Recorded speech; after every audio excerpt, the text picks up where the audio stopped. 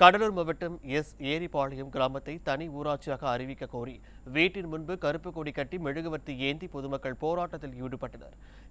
ஏரிபாளையம் கிராமத்தில் 1000க்கும் மேற்பட்ட குடும்பங்கள் வசித்து வருகின்றனர். 1800 வாக்காளர்கள் உள்ள நிலையில் இக்கிராமத்தை இதைவிட குறைந்த வாக்காளர்கள் கொண்ட சிறுவத்தூர் ஊராட்சியில் ஒரு பகுதியையும் மற்ற பகுதியே சேமக்கோட்டை ஊராட்சியிலும் சேர்த்து அடிப்படை வசதிகள் செய்து தரப்படவில்லை. இந்நிலையில் புத்தாண்டை ஒட்டி தங்களது கிராமத்தை தனி ஊராட்சியாக அறிவிக்க கோரி வீட்டின் முன்பு கருப்பு கொடி கட்டி மெழுகுவர்த்தி ஏந்தி கிராம மக்கள் போராட்டத்தில் ஈடுபட்டனர்.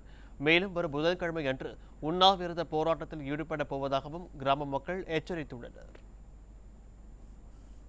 தனி பஞ்சாயத்து கேட்டு போராட்டம் பண்ணிட்டு இருக்கோம்.